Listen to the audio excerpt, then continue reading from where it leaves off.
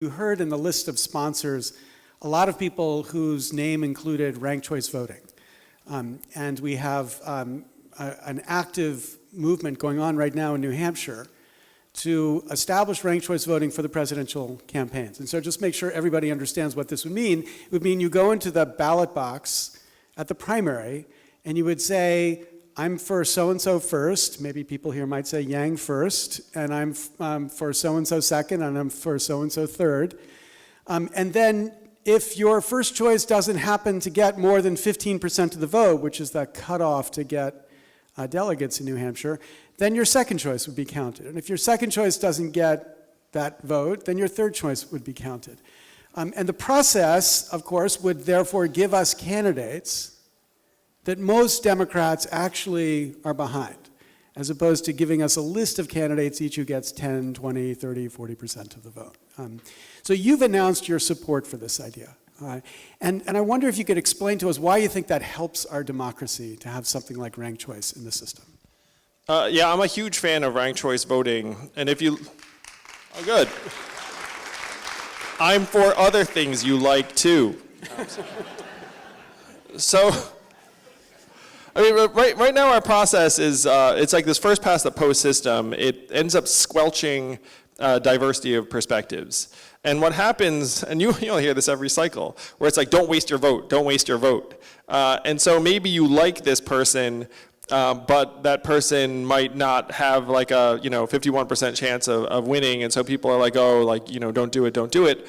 And so you end up not expressing your true preference, and then you say, okay, I'm going to end up voting for this person instead. So what that means in practice is it ends up rewarding and protecting incumbents. It makes it harder for third parties to arise.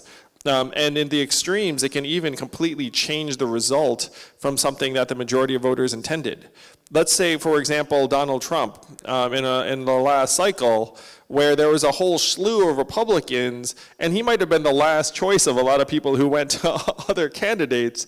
And in a ranked choice system, he might not have performed as well, because a lot of people wouldn't have necessarily had them as their second choice. So it's huge. It would be a huge increase in the efficacy of our democracy in terms of its actual representing the will of the people if we were to have ranked choice voting and you could express your true preferences. Yeah, and so, yes, thank you. And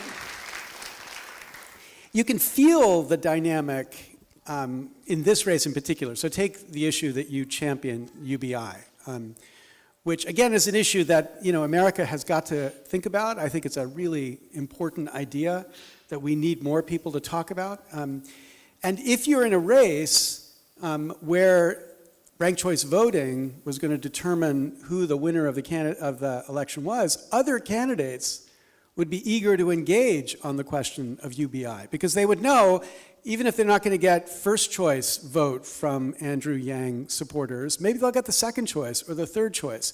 So this issue, which is not right now at the center of American debate, becomes all of a sudden relevant because they're eager to wow people who would support you. As opposed to a system where it's first past the post, they're like, okay, this issue is just a fringe issue. There's no reason I need to talk about this issue. So it's oddly a way to bring outside views into the debate, whether or not they ultimately win. Yeah, so I would be for ranked choice voting even if I were not in this race. But it would help it would help someone like me, it's true. It would also help to mainstream this consideration of universal basic income. And one thing I was very heartened by is that there was a recent poll that showed a majority of Democrats are for universal basic income. So if a majority of Democrats are for this policy, I should not be the only person championing it. There should be other Democrats getting on board, and ranked choice voting would make that more likely. Yeah. So how many people here are actually in favor of ranked choice voting? Can you raise your hand? Okay. That's a lot of people. How many people here... What's your second choice?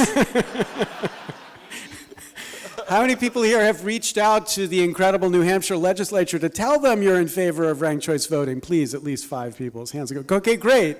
So this is the reality. The Democrats in the legislature are taking the lead right now, in the Senate in particular, to try to make sure this happens. It's not going to be easy to make sure it happens by the next election. So this is a real opportunity for you to do something that could have a significant effect, not just for Andrew's campaign, but I think more importantly for the capacity for this democracy to actually reflect the views of the majority. So this is your homework assignment. I'm a professor. I give homework assignments. This is yours. Please, whatever you do after this, tell your representatives here what you think about this idea that Andrew has been talking about.